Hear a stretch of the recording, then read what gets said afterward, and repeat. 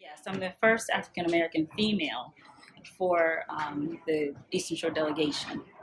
So there hasn't been any other. Delegate Rudolph King was the first African American male. So it's the first again for me. When I was elected in 2006 to the Wycomico County Council, I was the youngest elected official and first African American female again. So certainly making strides in that area and hopefully preparing the way for others. Our community tries to ensure that the youth of the community are knowledgeable of the challenges and the triumphs that have occurred through Martin Luther King Jr.'s legacy.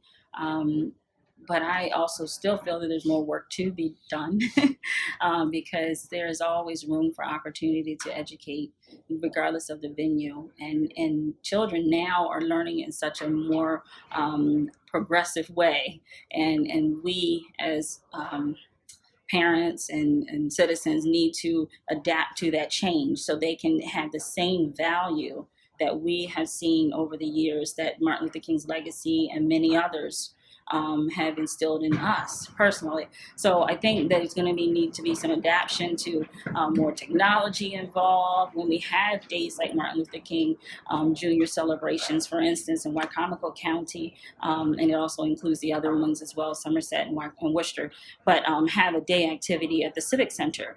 And lots of children come out, and they're there, that they're wanting and hunger, needing the information. And so we have to be adaptive enough to know we got to get here. They're attentive. This is the information. But what are we going to do to continue that throughout the year? That's always been my concern, because I want to see a strategic plan, if you will, meaning that even for the adults, if we come together, say once a year, what are you going to do in your county? You know, what are the 3 goals that you may have in place that will strengthen the dream or strengthen the message and the legacy, whether it's attack from a youth perspective, from the community, inclusive of law enforcement or any other entity. What is that? What does that look like? And then the next year we come together in that larger format.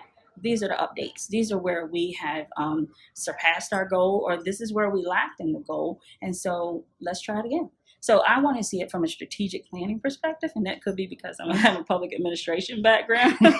But I think sense, holistically, it can really continue us at least having a vision. So because everybody needs to know where they want to go. Young people nowadays, I have an 11-year-old and a 15-year-old, or excuse me, 16. He just turned 16 2 days ago. But they want to know, well, where do we go from here? What's next? You know, how do we get there? So if we as adults know that we got to map out something, then we need to take heed to that and use that as an opportunity so we can move our people forward. I think about it more as an adult simply because I'm thinking about, you know, he stood up for people. He stood up. He believed in what he thought was right. He stood by his convictions, and that's a way that I like to lead to. Although, you know, people might not agree with me, and it's okay. I'm going to listen to what my constituents say they need or want, and see if, in fact, that's what I can stand for as well. And so, standing by your convictions and standing up for what's right, and even though when you're attacked publicly, or, you know, just feeling like you might be the lone soldier. And I know he felt many times like he's a lone soldier, even though he had people verbally and physically surrounding him, supporting him. But internally, you can feel that way sometimes. So I figured, you know, if he can do it, I can do it.